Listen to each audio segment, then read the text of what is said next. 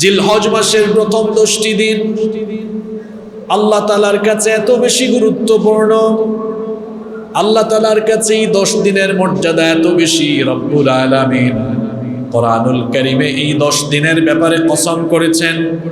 কোরআনুল কারীমের 89 নম্বর সূরা সূরাতুল ফজরের শুরুতেই আল্লাহ বলেছেন, ওয়াল ফাজরি ওয়া লায়ালিন আশরি ওয়াশ শাফাঈ ওয়াল ওয়াতর। কসম ফজরের, কসম 10 রাত্রি, কসম জুর এবং বেজুরের। রাইসুল মুফাসসিরিন আব্দুল্লাহ ইবনে আব্বাস রাদিয়াল্লাহু আনহুমা, তিনি হচ্ছেন মুফাসসির কুলের সম্রাট। যারা তাফসীর পড়াশোনা করে ঘাটাঘাটি করে ওনার নাম সবাই জানে। তিনি এই আয়াতের ব্যাখ্যায় বলেছেন, এখানে ওয়ালায়ালিন আশর, যে 10 রাতের কসম করা হয়েছে, এই 10 রাত দ্বারা জিলহজ মাসের প্রথম 10 রাতকে উদ্দেশ্য করা হয়েছে। তাহলে আল্লাহ তাআলা জিলহজ মাসের প্রথম দশকের কসম করেছেন, তার মানে এই প্রথম দশক কম গুরুত্বপূর্ণ না বেশি গুরুত্বপূর্ণ? নাম্বার 2 নাম্বার, আল্লাহর হাবিব কি বলেছেন শোনেন। আল্লাহর হাবিব বলেছেন সারা বছরের খুচরা যে দিনগুলো আছে, এমনিতে তো মাসের মধ্যে শ্রেষ্ঠ মাস রমাদান মাস, এতে কোনো সন্দেহ নাই। কিন্তু মাসের বাহিরে যদি কেউ বলে খুচরা দিনের মধ্যে কোন দিনগুলো সবচেয়ে উত্তম, তো আল্লাহর নবী বলেছেন আফদালু আইয়ামিদ দুনিয়া আইয়ামুল আসর ইয়ানি আশরি জিলহিজ্জাহ। আল্লাহর নবী বলেছেন জিলহজের প্রথম দশকের 10 দিন হলো দুনিয়ার সেরা দিন। জিলহজের প্রথম দশকের দিনগুলো হলো দুনিয়ার শ্রেষ্ঠ দিন। নাম্বার 3 নাম্বার হচ্ছে বুখারী শরীফের বিখ্যাত ব্যাখ্যা গ্রন্থ ফাতহুল বারী এর রচয়িতা আল্লামা ইমাম ইবনে হাজার আসকালানী রাহিমাহুল্লাহ, তিনি বলছেন যে জিলহজের প্রথম দশকে ইসলামের মৌলিক ইবাদতের সমাবেশ ঘটেছে, মিলন ঘটেছে। কিরকম? আচ্ছা বলেন তো, নামাজ, রোজা, যাকাত, সালাত, সিয়াম, যাকাত আপনি সারা বছর আদায় করার সুযোগ আছে না নাই? সালাত সারা বছর আদায় করছেন, যাকাত বছরের যে কোনো সময়ে দিতে পারবেন, সওম রমজান মাস ছাড়াও নিষিদ্ধ দিনগুলো ব্যতীত সারা বছর নফল রোজা রাখতে পারবেন। কিন্তু হজ, এই জিলহজ মাস ছাড়া বছরের অন্য কোনো মাসে কি হজ আদায় করা যায়? বলেন যায়? ইবনে হাজার আসকালানী রাহিমাহুল্লাহ তিনি বলছেন জিলহজের প্রথম 10 দিন এটা এত গুরুত্বপূর্ণ, সালাত, সিয়াম, যাকাত, হজ, ইসলামের সব মৌলিক ইবাদতের মিলন ঘটেছে এই দশকে এসে। সুবহানাল্লাহ। নাম্বার 4 নাম্বার, এই দশকেই রয়েছে বছরের সেরা শ্রেষ্ঠ দিন আরাফার দিন। সুবহানাল্লাহ। আরাফার দিন হচ্ছে সারা বছরের শ্রেষ্ঠ দিন। আর সারা বছরের শ্রেষ্ঠ রাত কোনটা? শবে বরাত নাকি লাইলাতুল কদর? লাইলাতুল। আর সারা বছরের শ্রেষ্ঠ দিন কোন দিন? আরাফার দিনের বিশেষ কিছু বিশেষত্ব আছে। আরাফার দিবস সারা বছরের শ্রেষ্ঠ দিন, কারণ হলো আরাফার দিবসে রব্বুল আলামিন ইসলামকে কমপ্লিট একটি জীবন ব্যবস্থা হিসাবে ঘোষণা দিয়েছেন। আরাফার দিবসে আল্লাহ তাআলা ইসলামের নেয়ামতকে পরিপূর্ণ করেছেন।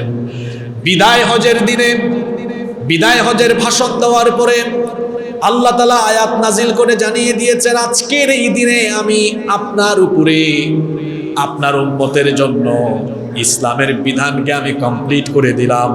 আল্লাহ তাআলা বিদায় হজের দিন সন্ধ্যাবেলায় বিদায় হজের ভাষণের পরে এই আয়াত আল্লাহ নাজিল করেছিলেন।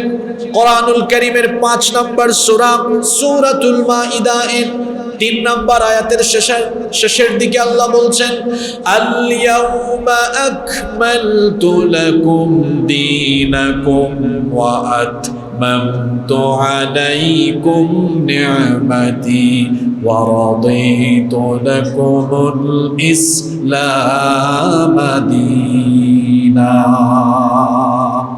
আজ আমি তোমাদের জন্য তোমাদের দ্বীনকে পরিপূর্ণ করে দিলাম, তোমাদের উপরে আমার নিয়ামতকে পরিপূর্ণ করলাম, আর ইসলামকে তোমাদের জন্য একমাত্র জীবন বিধান হিসাবে আমি খুশি হয়ে মনোনীত করে দিলাম। সুবহানাল্লাহ। এই আয়াত নাজিল হয়েছে কোন দিনে? জোরে বলেন। আরাফার দিনে।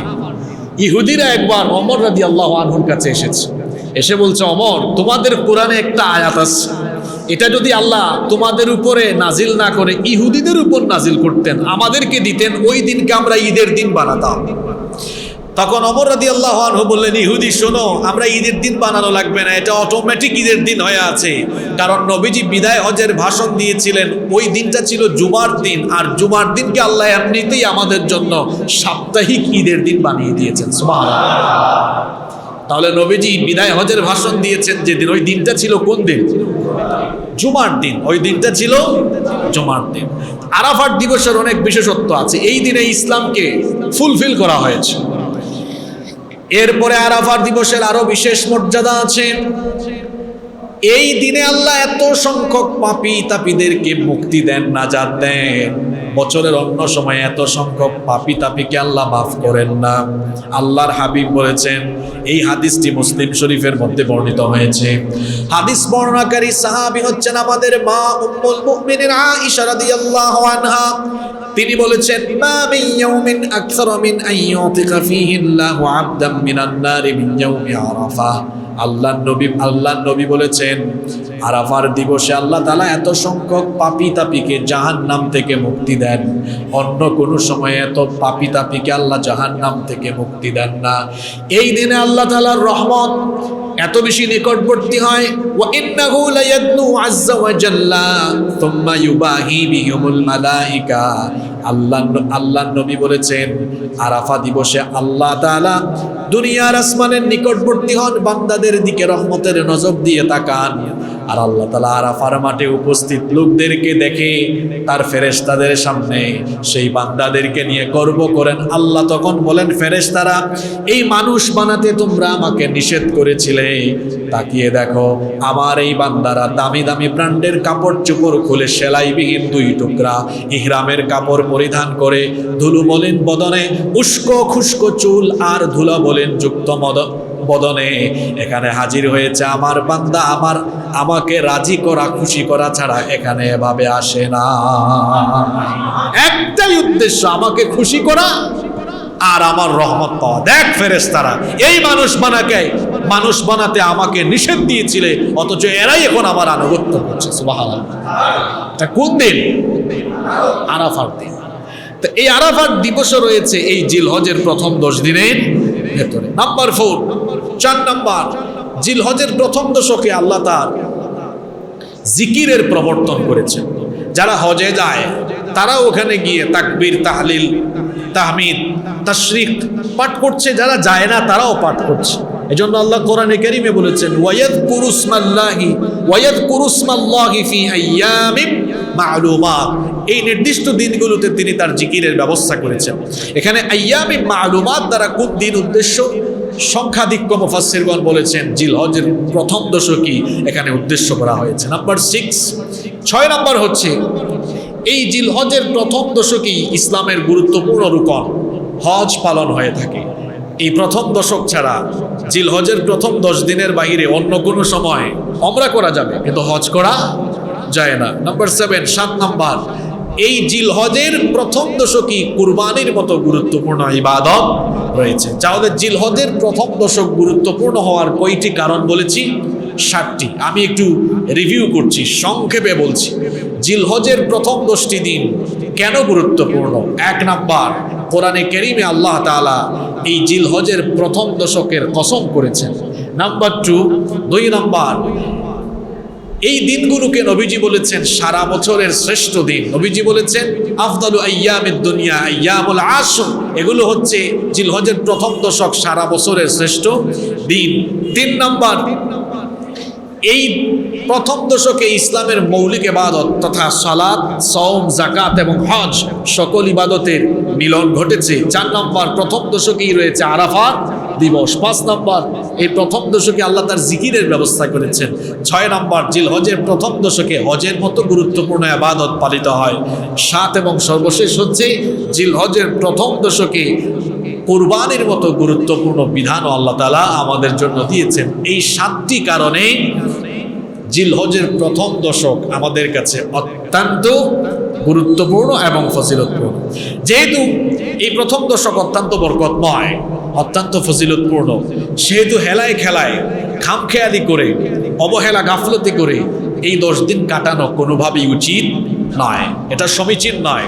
এজন্য জিলহজের প্রথম দশককে গুরুত্ব দিয়ে কাজে লাগাতে হবে।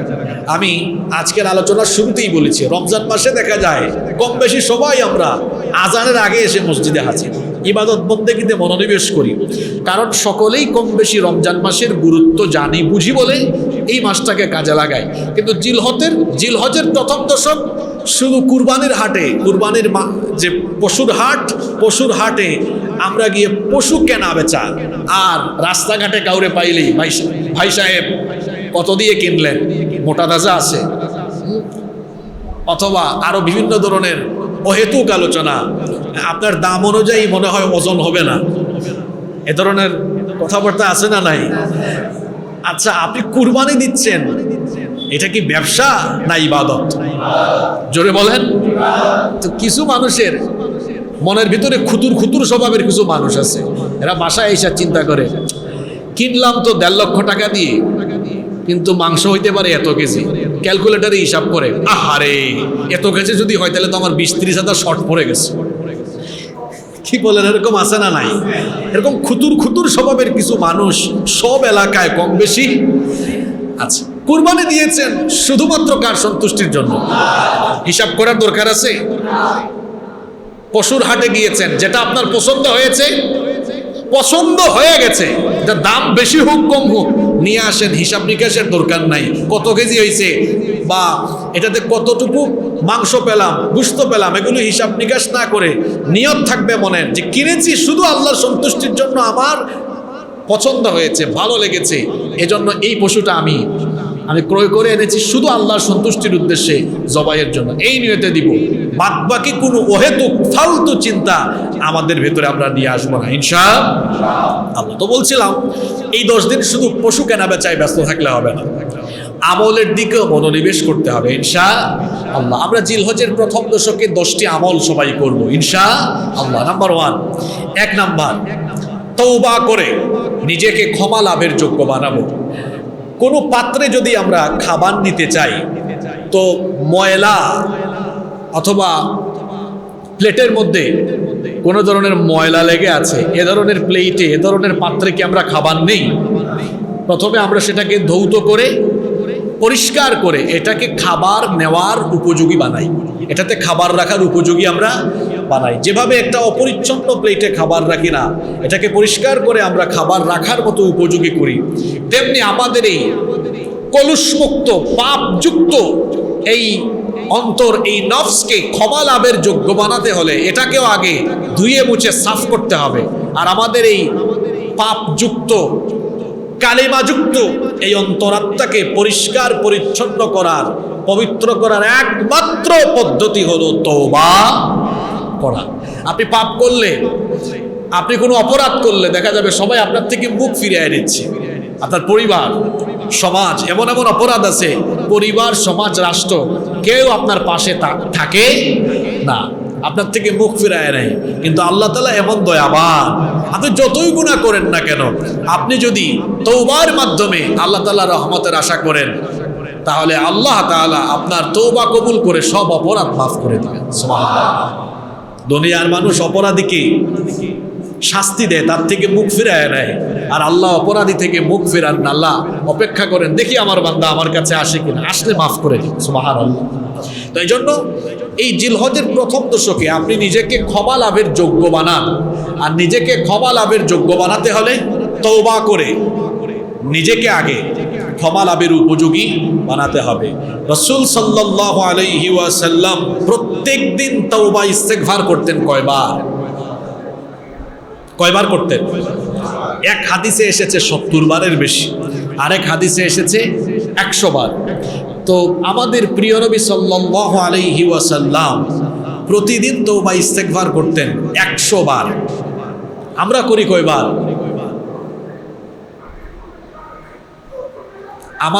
আমাদের গুনাহ, আমাদের জীবনে গুনাহ কম হোক বেশি হোক, আছে না নাই? কিন্তু আমাদের প্রিয় নবীজির জীবনে গুনাহের কোনো দাগ আছে? কোনো পাপ আছে? যিনি মাসুম, যার জীবনে কোনো গুনাই নাই, পবিত্র, যার জীবনে কোনো পাপের ছিটা ফুটাও নাই, সেই মহামানব, সেই মহানবী মুহাম্মাদুর রাসূলুল্লাহ সাল্লাল্লাহু আলাইহি ওয়াসাল্লাম প্রতিদিন তওবা ইস্তেগফার করেছেন 100 বার। আর আমার আপনার সকাল সন্ধ্যায় গুনাহ আর গুনাহ, অথচ তওবা ইস্তেগফারের এই আমল আমাদের ভিতরে নাই। সম্মানিত মুসল্লিবৃন্দ, এজন্য নিজেদের ভিতরে আসুন এই আমলটি আমরা ডেভেলপ করি। প্রতিদিন আমরা 100 বার ইস্তেগফার করে নবীজির এই সুন্নতের উপর আমল করি।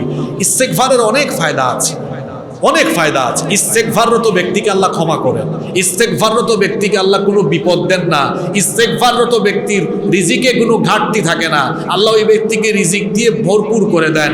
ইস্তেগফাররত ব্যক্তিকে আল্লাহ বিপদ আপদ থেকে মুক্ত রাখেন, ইস্তেগফাররত ব্যক্তিকে আল্লাহ নিজে হেফাজত করেন। কত ফজিলত! ইস্তেগফারের ফজিলত বললে পুরো একটি জুমা আমাদের আলোচনা করতে হবে ইস্তেগফারের ফজিলত নিয়ে। ইস্তেগফারের আরো ফজিলত হলো ইস্তেগফাররত ব্যক্তিকে আল্লাহ মুস্তাজাবুদ দাওয়া বানিয়ে দেন। সে যখনই হাত তুলে যা চায় আল্লাহ সব চাওয়া পূরণ করে দেন। তো কেন এই আমলটা আপনি নিজের মধ্যে ডেভেলপ করবেন?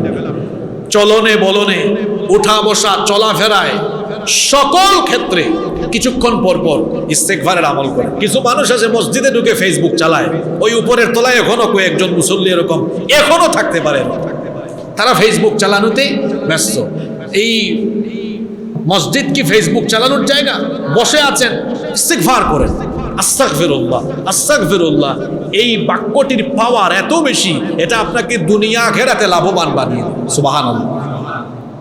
তাহলে প্রথম দশকে আল্লাহর রহমত পেতে হলে প্রথমে তওবা, প্রথমে কি? নাম্বার 2 নাম্বার, যারা কুরবানি করার নিয়ত করেছেন অথবা যারা কুরবানি করবেন না, সকলেই এই আমলটি করতে পারবেন। জিলহজের চাঁদ উদিত হওয়ার পরে নখ, হাত পায়ের নখ, চুল, দাড়ি, গোঁফ বা শরীরের অবাঞ্ছিত কোনো অংশের লোম কর্তন করা যাবে না। এটি অন্যতম গুরুত্বপূর্ণ একটি আমল। সুনানে ইবনে মাজায় হাদিস বর্ণিত হয়েছে, নবী করিম সাল্লাল্লাহু আলাইহি ওয়াসাল্লাম বলেছেন, মান রাআ হিলাল যিল হিজ্জাহ ওয়া আরাদা আন ইউদহি ফালা ইয়াখুযান্না মিন শা'রিহি ওয়ালা মিন আযফারিহি। নবীজি বলেছেন, যে ব্যক্তি জিলহজের চাঁদ দেখবে এবং কুরবানির নিয়ত করবে, সে যেন তার চুল, দাড়ি এবং শরীরের অবাঞ্ছিত অংশের লোম না কাটে, নখও যেন না কাটে। যারা কুরবানি করবেন না সওয়াবের উদ্দেশ্যে, তারা ওই আমলটি করতে পারবেন। তা আপনারা বলবেন যে এখানে তো বলা হয়েছে ওয়া আরাদা আন ইউদাহি, যে কুরবানির ইচ্ছা করে, তা আমাদের তো কুরবানির ইচ্ছা নাই, আমরা কেন এই আমলটি করব? শোনেন কেন করবেন।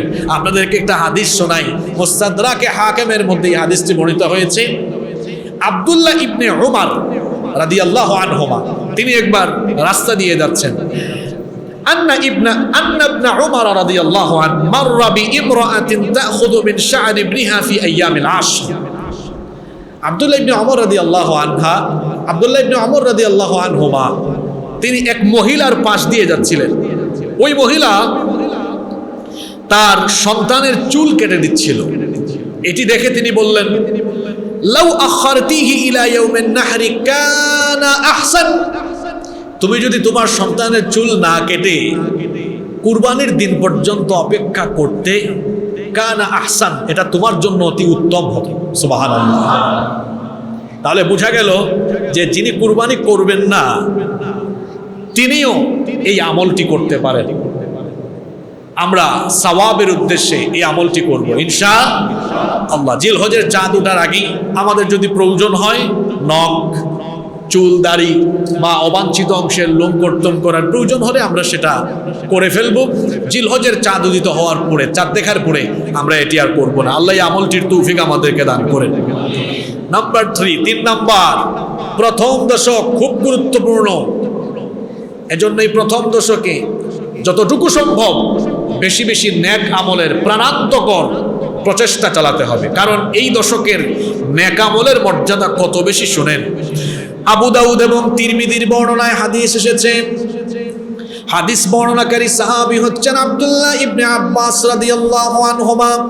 তিনি বলছেন, রাসূল কারীম আমরা সকলে পড়ি সাল্লাল্লাহু আলাইহি ওয়াসাল্লাম বলেছেন, মা মিন আইয়ামিন আল আমালুস সালিহু ফিহা আহাব্বু ইলাল্লাহি মিন হাযিহিল আইয়াম, ইয়ানি আইয়াম আল আশর। আল্লাহর নবী বলেছেন, জিলহজের প্রথম 10 দিনের নেক আমল আল্লাহর কাছে যতটা পছন্দনীয়, অন্য সময়ের নেক আমল আল্লাহর কাছে ততটা প্রিয় নয়। এক সাহাবীরা তখন নবীজিকে জিজ্ঞেস করলেন, ইয়া রাসূলুল্লাহ, সবাই পড়ি সাল্লাল্লাহু আলাইহি ওয়াসাল্লাম, ওয়ালাল জিহাদু ফি সাবিলিল্লাহ, জিলহজ মাসের প্রথম 10 দিন নেক আমল করার চাইতেও আল্লাহর রাস্তায় জিহাদ করা কি উত্তম নয়? আল্লাহর নবী বললেন, লা ওয়ালাল জিহাদু ফি সাবিলিল্লাহ। আল্লাহর নবী বললেন, জিলহজের প্রথম দশকের নেক আল্লাহর রাস্তায় জিহাদ করার চাইতেও জিলহজ মাসের প্রথম 10 দিনের নেক আমল আল্লাহর কাছে অতি উত্তম। আল্লাহর রাস্তায় জিহাদের চাইতে প্রিয় কোনো জিনিস আল্লাহর কাছে নেই। এক হাদিসে এসেছে, নবীজিকে জিজ্ঞেস করা হয়েছে, আল্লাহর কাছে সবচেয়ে পছন্দনীয় আমল কি?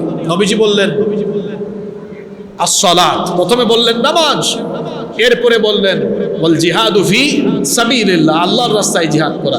সাহাবীরা বললেন, নবীজি আল্লাহর রাস্তায় জিহাদের চাইতে কি জিলহজের প্রথম 10 দিন আমল করা, নেক আমল করা উত্তম? নবীজি বললেন, আল্লাহর রাস্তায় জিহাদ করার চাইতেও জিলহজের প্রথম 10 দিন নেক আমল করা অতি উত্তম। সুবহানাল্লাহ। তবে ইল্লা রাজুলুন খারাজা বিনাফসিহি ওয়া মালিহি ফালাম ইয়ারজি মিন যালিকা বিশাই, ওই ব্যক্তির কথা ভিন্ন যে তার জানমাল দিয়ে আল্লাহর রাস্তায় জিহাদ করে জানমাল কোনোটা নিয়ে বাড়ি ফিরতে পারে নাই, অর্থাৎ শহীদ হয়ে গিয়েছে, তার মর্যাদা ভিন্ন। কারণ শহীদের মর্যাদা সবার থেকে কম না বেশি? আমরা অনেকে শাহাদাতের মর্যাদা বুঝি না। শাহাদাতের মৌত হলো শ্রেষ্ঠ মৌত। মরবেন না, এরকম অমর হয়ে থাকবেন, এই মসজিদে এমন কে আছে? মরতে তো হবেই, মৃত্যু থেকে কেউ আমরা রেহাই পাবো? তো মরতে যখন হবেই, তাহলে শ্রেষ্ঠ মৌত যদি পাই, সেটা আমার জন্য ভালো না খারাপ? এই জন্য রাসূল কারীম সাল্লাল্লাহু আলাইহি ওয়াসাল্লাম এবং তার সাহাবীরা সব সময় শাহাদাতের মৌত কামনা করতেন, তারা শাহাদাতের মৌত চাইতেন।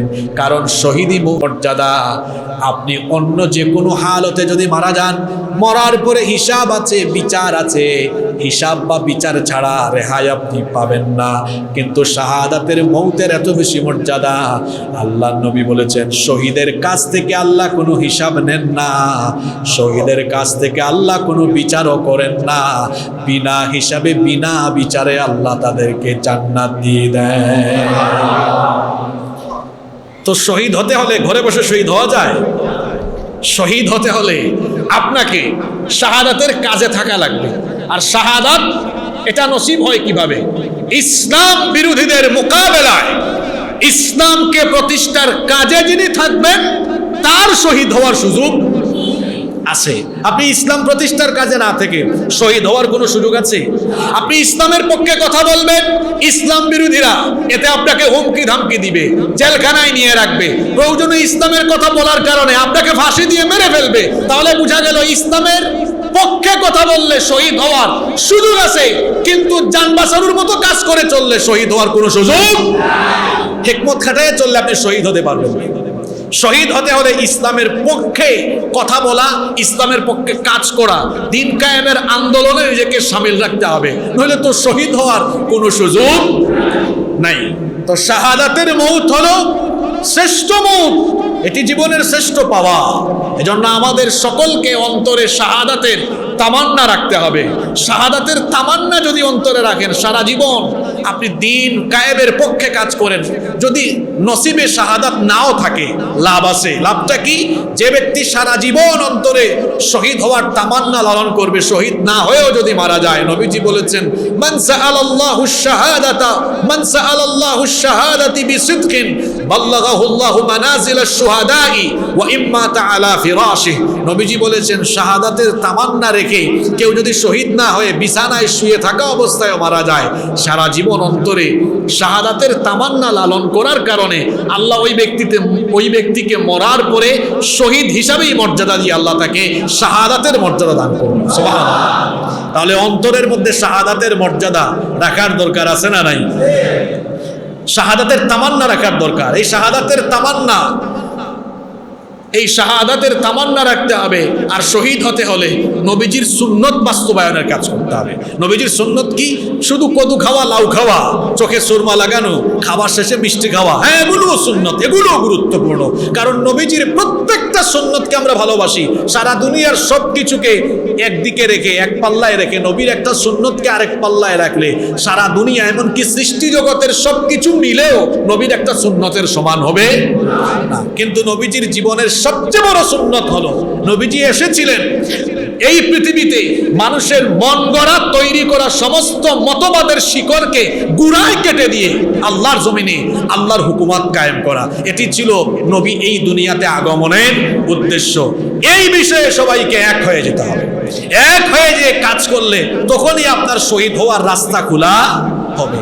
তাহলে শাহাদাতের মৌতের তামান্না আমাদের ভেতরে আছে তো? আল্লাহ আমাদেরকে কবুল করে নেন। তাহলে জিলহজের প্রথম দশকের নেক আমল আল্লাহর রাস্তায় জিহাদের চাইতেও উত্তম। তাহলে এই দশকে আমরা বেশি বেশি নেক আমল করব, দৈনিক এবং মৌলিক সকল ইবাদতগুলো আমরা করব। দৈনিক ইবাদত কি? 5 ওয়াক্তের নামাজ। এটা কি মাঝে মাঝে, সাপ্তাহিক না দৈনিক?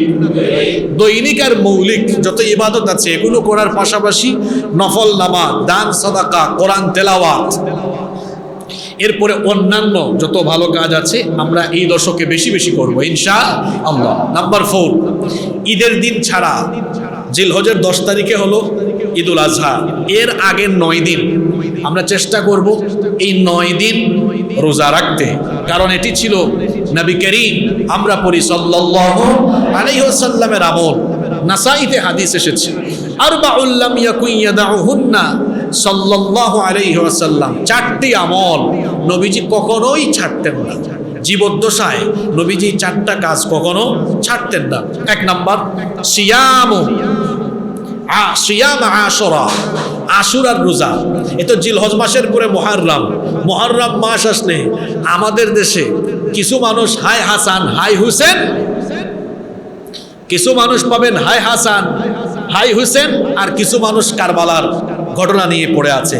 অথচ আশুরার দিনে যে রোজা রাখতে হয়, এই নবীর এই সুন্নতটা অনেকেই সেদিন আমল করে না। অথচ এই আমল নবীজি কোনোদিনও ছাড়তেন না। রমজানের রোজা ফরজ হওয়ার আগে মুসলমানদের উপরে আশুরার রোজা ফরজ ছিল। এই আশুরার আমল নবীজি ছাড়তেন না। আশুরার আমল কি? রোজা রাখা। 2 নম্বর ওয়াল আসর, ইয়ানি আশরি যিল হিজ্জা, জিলহজের প্রথম দশকের যে রোজাগুলো আছে ঈদের দিন ছাড়া 9 দিনের রোজা, এগুলো নবীজি কখনো ছাড়তেন না। 3 নম্বর ওয়া সালাসাতা আইয়ামিন মিন কুল্লি শাহর, প্রতি মাসের 3 দিন রোজা রাখা, 13, 14, 15, যেগুলোকে বলে আইয়ামুল বিদ। এই 3 দিনের রোজা নবীজি ছাড়তেন না। 4 নম্বর ওয়ার রাকাতাইনি ক্বাবলাল গাদা, ফজরের 2 রাকাত, ফরজের আগে যে 2 রাকাত সুন্নাত, এই আমলটাও নবীজি কখনো ছাড়তেন না। এই 4টা আমলের মধ্যে অন্যতম আমল হলো এই যে প্রথম দশক আমরা শুরু করব আগামীকাল থেকে ইনশাআল্লাহ, ঈদের দিন ছাড়া এর আগের 9 দিন রোজা রাখা। এটি ছিল মুহাম্মাদুর রাসূলুল্লাহ সাল্লাল্লাহু আলাইহি ওয়াসাল্লামের অন্যতম একটি সুন্নাত। যদি আপনি একটানা 9 দিন রোজা রাখতে নাও পারেন, আমি বলবো আরাফার দিবসের রোজা অন্তত মিস করবেন না। আরাফা দিবসের নিয়ামত থেকে নিজেকে বঞ্চিত করবেন না। বাসাবাড়ি থেকে যে সকল মা বোনেরা শুনছেন, পরবর্তীতে যারা আমাদের এই বক্তব্যগুলো অনলাইনের কল্যাণে শুনবেন, প্রত্যেককেই আমরা অনুরোধ করব আরাফা দিবসের রোজা থেকে নিজেকে বঞ্চিত করবেন না, কারণ এই একটা রোজার মাধ্যমে আল্লাহ 2 বছরের গুনাহ, আগের বছরের, পরের বছরের, পিছনের, সামনের, পিছনের 1 বছর, সামনের 1 বছর, 2 বছরের গুনাহ আল্লাহ মাফ করে দিবেন। কয় বছরের গুনাহ? এই রোজাটা কি ছাড়া উচিত? আল্লাহর নবী বলেছেন, এটি মুসলিম শরীফের হাদিস, সিয়ামু ইয়াউমি আরাফাতা আহতাসিবু আলাল্লাহি আন ইউকাফফিরাস সানাতাল্লাতী ক্বাবলা ওয়াস সানাতাল্লাতী বা'দা। আল্লাহর নবী বলেছেন, আরাফা দিবসের রোজার ব্যাপারে আমি আশা রাখি, এই আরাফা দিবসের রোজার মাধ্যমে আল্লাহ তাআলা পূর্ববর্তী বছর এবং পরবর্তী বছর, অর্থাৎ আগের 1 বছর, পরবর্তী বছর, মোট 2 বছরের গুনাহ আল্লাহ মাফ করে দিবে। কোন গুনাহ? মুহাদ্দিসিনে কেরাম এই হাদিসের ব্যাখ্যায় বলেছেন সগীরা গুনাহ।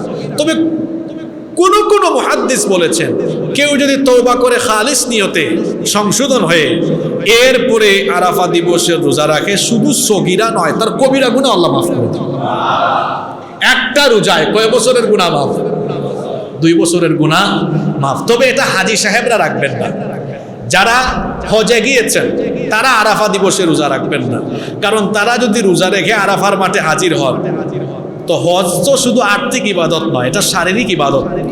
শুধু টাকা থাকলেই হজ করা যায় না, আর্থিক সক্ষমতার সাথে শারীরিক সক্ষমতাও থাকা লাগে। তো সেখানে ফিজিক্যাল এনার্জি আপনার খরচ হবে, এজন্য আপনি সেদিন ফিট থাকা দরকার, এনার্জি থাকা দরকার। না খায়া থাকলে তো অসুস্থ হয়ে যেতে পারেন। এজন্য নবীজি বলেছেন, নাহা আন সাওমি ইয়াউমি আরাফাতা বিআরাফা। নবীজি আরাফা দিবসে যারা হাজির হবে, হাজী সাহেবদেরকে সেদিন রোজা রাখতে নিষেধ করে দিয়েছেন। যারা হজে যাবেন না তারা আরাফা দিবসের রোজা রাখবেন। আমরা তো যেতে পারিনি, আমরা আরাফা দিবসের রোজা মিস করব না, সবাই আরাফা দিবসের রোজা রাখবো ইনশাআল্লাহ। এখন একটা প্রশ্ন হতে পারে, হাজী সাহেবরা আরাফার মাঠে হাজির হন জিলহজ মাসের 9 তারিখে, এখন ওই দিন আমাদের দেশে কয় তারিখ? 8 তারিখ না? আমরা রোজা রাখবো কোন দিন? 8 তারিখ না 9 তারিখ? 8 তারিখ না 9 তারিখ? তো অনেকে আছেন বক্তব্যগুলো যখন অনলাইনে শুনবেন, এই যে 8 তারিখ না 9 তারিখ রাখবো এটা শুনে বাকিটা আর শুনে না, তারপর কমেন্টে তার মানে লিখে দিবে মন্তব্য, আমার মতে 8 তারিখ, আমার মতে 9 তারিখ। মানে ফেসবুকে আপনি বাংলাদেশের মাদ্রাসায় এত মুফতি পাবেন না ফেসবুকে যত মুফতি পাবেন, ঠিক আছে? মুফতি এত বেশি আপনি ফেসবুকে পাবেন। তো আপনি একটা বক্তব্য আগাগোড়া শুরু থেকে শেষ পর্যন্ত শুনতে হবে। আমরা যখন কোনো কথা বলি তখন বাড়াবাড়ি এবং ছাড়াছাড়ি এ দুটোকে আমরা অপছন্দ করে ব্যালেন্স করে কথা বলি, যাতে করে উম্মার মধ্যে কোনো ফিতনা না লাগে। আপনি পুরোটা শোনেন। এখন আমরা আমল করব কোনটা? আমরা 8 তারিখে রোজা রাখবো না 9 তারিখে রোজা রাখবো? এ বিষয়ে ফুকাহায়ে কেরাম 2টি মত দিয়েছেন, ফকিহগণ 2টা মত দিয়েছেন। একদল ফকিহ বলেছেন,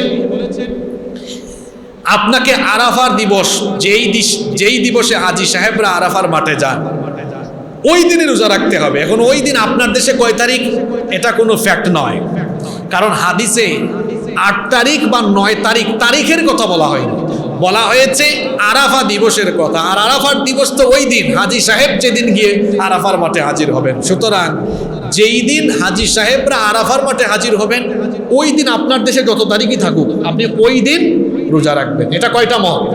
আমি কিন্তু আমার মত বলছি না, এটা ফকিহদের মত বলছি, এটা একটা মত। 2 নম্বর মত হলো, কোনো ফকিহ বলেছেন যে হাজী সাহেবরা তো আরাফার মাঠে যান ওটা জিলহজের 9 তারিখ, সুতরাং যার দেশে যখন 9 তারিখ সে ওই তারিখে রোজা রাখবে। তাহলে 2টা মত একত্রিত করলে দেখা যায় মতে কোনো মিল নাই। আমরা করব কোনটা? তর্কাতর্কি করব ফেসবুকে? না, আসেন আমরা একটু কৌশল করি। কৌশল করলে আমাদের আর তর্ক করা লাগে না। আচ্ছা, জিলহজের প্রথম 9 দিন রোজা রাখতেন কে? মুহাম্মদ সাল্লাল্লাহু আলাইহি ওয়াসাল্লাম। আমি যদি প্রথম 9 দিনই রোজা রেখে ফেলি তাইলে কি আরাফা দিবস আমারে থইয়া অন্য কোনো দিকে যাইতে পারবে? কথা বলেন। আচ্ছা, এরপরে যদি আমার ব্যস্ততার কারণে না রাখতে পারি তাহলে অন্তত এক কাজ করি, 8 তারিখ 9 তারিখ রোজা রাখি, কারণ নবীজির সুন্নত তাই হইল। তাহলে 8-9 2 দিনেরই রোজা রাখলে যে 2 দল মতানৈক্য করেছেন, 2 মত দিয়েছেন, 2 মতের উপরে আমল হয়ে গেল, পাশাপাশি আরাফা দিবসের সওয়াব থেকেও বঞ্চিত হওয়ার কোনো সুযোগ রইল। সুতরাং ও হেতুক তর্ক না করে আসুন আমরা চেষ্টা করি 9 দিনই রোজা রাখি। আর যদি না পারি ব্যস্ততার কারণে আরাফা দিবস নিয়ে কোন দিন রোজা রাখবো, এই হুজুর ওই হুজুরকে প্রশ্ন করা আর ফেসবুকে মুফতিগিরি করা, এগুলো বাদ দিয়ে আসুন 8 তারিখেও রোজা রাখি, 9 তারিখেও রোজা রাখি। একদিকে নবীর সুন্নতের আমল হবে, অন্যদিকে আরাফার বরকত মিস হওয়ার কোনো সুযোগ আর নেই। তাহলে আমরা 8 তারিখে 9 তারিখে রোজা রাখবো তো ইনশাআল্লাহ। নাম্বার 5 নাম্বার আমল হচ্ছে এই 10 দিন বেশি বেশি আল্লাহর জিকির করা। বেশি বেশি আল্লাহর কি করা? জিকির করা। এখন আমাদের দেশে তো কত জাতির জিকির আছে, হুক্কুর হুক্কুর জিকির আছে, তারপর ডান দিকে মাথা ঝুলানো, বাম দিকে মাথা ঝুলানো, এরকম জিকিরও আছে আমাদের দেশে। হ্যাঁ, 2 জিনিসের পদ্ধতি বেশি, একটা হলো জিকিরের পদ্ধতি, আরেকটা হলো মাজারের বিভিন্ন নামের পদ্ধতি। আমি 15-20 দিন আগে গিয়েছিলাম দক্ষিণাঞ্চলে, তো আমি কুষ্টিয়ায় যাচ্ছি, যাওয়ার আগে রাজবাড়ি পড়ে, রাজবাড়ি শহরেই দেখলাম বিরাট বড় সাইনবোর্ডের মধ্যে লেখা যে বাবা জামাই পাগল এর মাজার শরীফ। কি পাগল? তো বিষয়টা আমার কাছে খুব ইন্টারেস্টিং মনে হলো। আমি একটু ছবি তুললাম, অনেকে হয়তো ফেসবুকে দেখছেন তাই না? এটা দিয়েছি এই কারণে আমার কাছে মনে হইলো আচ্ছা জামাই পাগলও যদি থাকে তাহলে নিশ্চয়ই বউ পাগলও থাকতে পারে। একটু মানুষের কাছে জানতে চাই যে জামাই পাগল আমি পাইছি, বউ পাগল কোনো বাবা আছে কিনা। এটা দেওয়ার পরে 4-5 মিনিটের মাথায় পাওয়া গেছে মুন্সিগঞ্জে বউ মস্তান একজন আছে। কোথায় আছে? মুন্সিগঞ্জে। একদম ওই ব্যক্তিও আমার মতো ছবি তুললা দিয়ে দিছে, হুজুর আমার বাড়ির পাশে, আমার বাড়ি মুন্সিগঞ্জ, আমার বাড়ির পাশে এখানে আছে বউ মস্তান। কি মস্তান? জামাই মস্তান, জামাই পাগল, বউ মস্তান, বউ পাগল, সবই আছে, ডাইলও আছে, চাউলও আছে। এমনকি আমরা প্রাকৃতিক প্রয়োজনে যে হেড অফিসে যাই, হেড অফিসে ব্যবহারের বদনার নামেও মাজার আছে। কি বলেন আপনারা? এই দেশে মাজারের যেমন আজগুবি নাম আর পদ্ধতি আছে, জিকিরেরও তেমন আজগুবি পদ্ধতি আছে। কোথায় কোন বাবার জিকির করো, জিকির হবে আল্লাহর নামে। জিকির হবে কার নামে? তোমার কোন বাবার জিকির তুমি করো? বাবা বেশি হওয়া ভালো না কম হওয়া ভালো? এই বাবা ওই বাবার জিকির করে, এত বাবা হইলে তো মানুষ বলবে জন্মেই সমস্যা আছে তার। নিজের বাপের খেদমত করো, নিজের বাপের নিজের মায়ের খেদমত করো। বাবা মা সন্তানের জন্য সবচেয়ে বড় পীর। সবচেয়ে বড় পীর কে? বাবা মা। নিজের মা বাবা থুইয়া ওইদিকে যাওয়ার কোনো দরকার নাই। এক সাহাবী এসেছেন নবীজির কাছে, নবীজি আমাকে যুদ্ধে যাওয়ার, জিহাদে পারমিশন দেন। বললেন তোমার কি মা আছে? বললেন হ্যাঁ। নবীজি বলেন বাড়ি যাও, বাড়ি গিয়ে মায়ের খেদমত করো, জিহাদের চাইতে মায়ের খেদমত উত্তম। সুবহানাল্লাহ। আমার কথায় কি কষ্ট পেয়েছেন? এই দশকে জিকির করা, আর জিকিরটা হুক্কুর জিকির না, কিছুক্ষণ এইদিকে মাথা ঝুলাইয়া, কিছুক্ষণ এইদিকে মাথা ঝুলাইয়া, এগুলোর নাম জিকির না। শোনেন জিকির কি? নবীজি বলছেন আফদালুজ যিকর, সবচেয়ে শ্রেষ্ঠ জিকির হলো লা ইলাহা ইল্লাল্লাহ। এটা হলো জিকির। এটার অর্থ কি? লা ইলাহা ইল্লাল্লাহ, এটার মানা অর্থ হলো লা মা'বুদা বিহাক্কিন ইল্লাল্লাহ, আল্লাহ ছাড়া কোনো মাবুদ নাই। এই জিকির করেন, অথবা আরো জিকির আছে, আপনি জিকির করতে পারেন লা ইলাহা ইল্লাল্লাহ লাহুল মুলকু ওয়া লাহুল হামদু ওয়া হুয়া আলা কুল্লি শাইইন কাদির, অথবা জিকির করেন সুবহানাল্লাহ আলহামদুলিল্লাহ লা ইলাহা ইল্লাল্লাহ ওয়াল্লাহু আকবার ওয়া লিল্লাহিল হামদ আল্লাহু আকবার কাবীরা সুবহানাল্লাহি বুকরাতান ওয়া আসীলা। এগুলো পড়েন। অথবা আল্লাহর নবীর হাদিস শুনেন, নবীজি বলেছেন কালিমাতানি হাবিবাতানি ইলার রহমান খাফিফাতানি আলাল লিসান সাকিলাতানি ফিল মিজান মিজান, দুটো বাক্য এমন আছে, দুটো শব্দ এমন আছে যেগুলো উচ্চারণ করা সহজ, এগুলো আল্লাহর কাছে প্রিয়। এমনকি এই দুটো বাক্যের ফজিলত এত বেশি, আল্লাহর নবী বলেছেন তাকিলাতানি ফিল মিজান, এই দুটো বাক্যকে মিজানের পাল্লায় রাখা হলে মিজানের পাল্লা পরিপূর্ণ হয়ে যাবে। এগুলো আপনাদের জন্য নবীজি বলেছেন খাফিফাতানি আলাল লিসান, আপনার লিসান দিয়ে, জিহ্বা দিয়ে এগুলো উচ্চারণ করা বড় সহজ। আবার এগুলো হাবিবাতানি ইলার রহমান, এগুলো আল্লাহর কাছে প্রিয়। সেগুলো কি? সুবহানাল্লাহি ওয়া বিহামদিহি সুবহানাল্লাহিল। এগুলো করবেন। কোথায় ডাল বাবা, চাল বাবা, বদনা বাবা, লেংটা বাবা, টাকি বাবা, শেরানি বাবা, মেরানি বাবা, এত বাবা বানাইছো কেন? জিকির হবে কার? জিকির হবে কার? আকীদার ব্যাপারে কোনো কম্প্রোমাইজ নাই। কারণ আকীদা ঠিক না থাকলে সৎ আমলকারী, নেক কাজ করা লোক জাহান্নামে যাবে। আকীদার ক্ষেত্রে কোনো কম্প্রোমাইজ, আকীদা ঠিক নাই, 5 ওয়াক্তের এই বদ আকীদার লোক জাহান্নামে। কথা বুঝতেছেন? আকীদার ব্যাপারে কোনো ছাড়।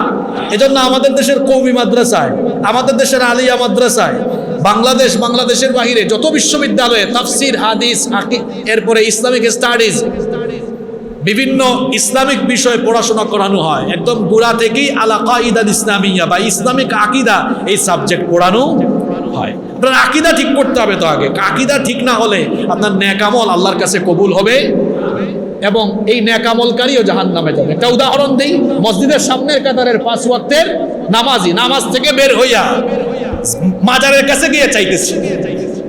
আপনাদের চট্টগ্রামের এক হুজুর তো বিশ্বব্যাপী ভাইরাল হয়ে আছে, আছে না? বিশ্বব্যাপী ভাইরাল হয়ে আছে। এই লোকটার মুখ থেকে কথা বের হয়ে পড়ে গালি বের হয় আগে, এবং ওই সোসাইটির বেশিরভাগ পাগড়িওয়ালা, জুব্বাওয়ালা, এদের কথা থেকে, এদের মুখ থেকে কথা বের হয়ে পড়ে। ওই যে আমরা বলি কালামের আগে সালাম, আর ওদের হচ্ছে কথার আগে গালি। একজন তো গালির জন্য পদক নিয়ে চট্টগ্রামে বসে আছে, আছে না? নাম তো আপনারা জানেন। তো সে তো গিয়ে চাইতেছে, ও বাজান, বলতেছে কি, ও বাজান, ছেলেগুলা পরীক্ষা দিবে, ইমতিহান মে কামিয়াবি, তাই না? পরীক্ষা ওখান থেকে পাশ করাইতে পারবে? আচ্ছা, আপনাদের কমন সেন্স কি বলে? এই মসজিদে নামাজ পড়ে গিয়ে এই কবরস্থানে যদি কেউ কারো কাছে এরকম চায়, এই নামাজি ব্যক্তি জান্নাতি না জাহান্নাম? বলবেন হুজুর, তাহলে আপনি জাহান্নামে বানাইছেন কেমনে?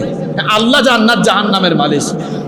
এক বিষয়ে আল্লাহ তাআলা ফতোয়া দিয়ে দিয়েছেন যে এইটা একদম বিনা হিসাবে জাহান্নামে। ওইটা কি? শিরকের গুনাহ। শিরক, আল্লাহ ছাড়া কারো কাছে চাওয়া, এটা কি? শিরক। এই শিরকের গুনার ব্যাপারে আল্লাহ বলেছেন মুশরিক চিরস্থায়ী জাহান্নামে। তাহলে বলছিলাম, আমল কম হোক বেশি হোক এটা মার্জনীয়। আপনার আমল কম বেশি হয়েছে, আল্লাহ হয়তো কিয়ামতে আপনাকে মাফ করে দিতেও পারেন, অথবা কোনো ব্যক্তি আমল কম করে জাহান্নামে গিয়েছে, এক সময় আল্লাহ তাআলা জাহান্নাম থেকে বের করে জান্নাতে দিবেন। আমলের ব্যাপারে কম্প্রোমাইজ আছে, আকীদার ব্যাপারে কোনো কম্প্রোমাইজ নাই। মুশরিক হয়ে কেউ মারা গেলে ও জাহান্নামী, এর আল্লাহ কোনোদিনও জাহান্নাম থেকে উঠাবেন। এজন্যই তো আমি বারবার বলি সবকিছুর ক্ষেত্রে কম্প্রোমাইজ হবে, আকীদার ক্ষেত্রে কোনো কম্প্রোমাইজ হবে না। সোজা কথা, সাফ কথা, এখানে কোনো কম্প্রোমাইজ। পৃথিবীর সমস্ত নবী রাসূলের দাওয়াত ছিল কিসের দাওয়াত? আকীদার দাওয়াত ছিল না? সব নবীরা দাওয়াত দিয়েছেন লা ইলাহা ইল্লাল্লাহ। কবরের প্রশ্নগুলো আমলের না আকীদা? মার রব্বুকা, এটা কি আমলের প্রশ্ন করা হয়েছে না আপনার আকীদা জানতে চাওয়া হয়েছে? ইহুদির আকীদা কি? ওয়াকালাতিল ইয়াহুদু উযাইর ইবনুল্লাহ, তার আকীদা উযাইর আল্লাহর ছেলে, নাউজুবিল্লাহ। খ্রিস্টানের আকীদা কি? ওয়াকালাতিন নাসারাল মাসীহ ইবনুল্লাহ, তার আকীদা হলো ঈসা আলাইহিস সালাম আল্লাহর ছেলে, নাউজুবিল্লাহ। আর আমার আকীদা কি? লা ইলাহা ইল্লাল্লাহ। তো প্রথম প্রশ্নটা কবরের আমলের প্রশ্ন না আকীদার প্রশ্ন? 2 নাম্বার, মা দীনুকা, তোমার দিন কি ছিল? এটা কি আমলের প্রশ্ন না আকীদার প্রশ্ন? 3 নাম্বার প্রশ্ন, মান নাবিয়্যুকা, তোমার নবীকে অথবা নবীজিকে দেখায়া বলা হবে মা হাযার রাজুল আল্লাযী বুইসা ফীকুম, উনাকে চিনো যাকে তোমাদের জন্য প্রেরণ করা হয়েছে? এটা আমলের প্রশ্ন না আকীদার প্রশ্ন? তো কবরের 3টা প্রশ্ন কিসের? আমলের না আকীদার? তা আগে আমল ঠিক করবেন না আকীদা ঠিক করবেন? আমল আগে না আকীদা আগে? আমল কবুল হবে না আকীদা ঠিক না থাকলে। একজন কাফির, একজন অমুসলিম 10 কোটি টাকা দান করেছে, আর আরেকজন 1 টাকা দান করেছে, ঈমান আছে। কাটটা আল্লাহ নিবেন? কাটটা নিবেন? 1 টাকা, কিন্তু অত 10 কোটি দিয়েছে, আল্লাহ ওরটা নিলেন না কেন? এর আকীদা ঠিক নাই। আর 1 টাকা যে দিয়েছে আকীদা ঠিক আছে। তাহলে বোঝা গেল আমল গুরুত্বপূর্ণ না আকীদা গুরুত্বপূর্ণ? আগে আকীদা, মাজারি আকীদা ছাড়তে হবে, মাজারি আকীদা ছাড়তে হবে, আও ফাও ফালতু আমল ছাড়তে হবে, আকীদা আগে পরিষ্কার করতে হবে, এরপরে আপনি আমল। তো বলছিলাম আও ফাও জিকির করা যাবে না, জিকির হবে কার? এই 10 দিন আল্লাহর জিকির করতে হবে। 6 নাম্বার, বেশি বেশি তাহলিল, তাকবীর এবং তাহমিদ পাঠ করতে হবে। নবীজি বলেছেন ফাআকসিরু ফীহিন্না মিনাত তাহলিলি ওয়াত তাকবীরি ওয়াত তাহমিদি। এই দশকে বেশি বেশি তাহলিল, তাকবীর, তাহমিদ পাঠ করো, অর্থাৎ লা ইলাহা ইল্লাল্লাহু আল্লাহু আকবার ওয়ালিল্লাহিল হামদ। অথবা ওই যে আইয়ামে তাশরিকের দিনগুলোতে আমরা পড়ি আল্লাহু আকবার আল্লাহু আকবার লা ইলাহা ইল্লাল্লাহু আল্লাহু আকবার ওয়ালিল্লাহিল হামদ। সাহাবীরা এটা বাজারে গিয়ে জোরে জোরে পড়তেন, বাজারে গিয়ে কি করতেন? জোরে জোরে পড়তেন, যাতে করে যারা ভুলে যায় এদেরও যেন মনে হয় যে এই দশক হচ্ছে তাকবীরের, তাশরিকের, এই দশক হচ্ছে জিকির আজকারের। সুবহানাল্লাহ। আমরাও এটা করবো ইনশাআল্লাহ। 7 নাম্বার, যারা সামর্থ্যবান এই দশকে হজ বা উমরা করবেন। যারা গিয়েছেন আল্লাহ তাদেরকে ভালোভাবে হজের কাজগুলো করার তৌফিক দেন। যারা যেতে পারি নাই আল্লাহ আমাদেরকে জীবনে একবার হইলেও হজ নসিব করে দিয়েন। 8 নাম্বার, বেশি বেশি আরাফাত দিবসে দোয়া করবেন। নবীজি বলেছেন খায়রুদ দুআই দুআ ইয়াউমে আরাফা।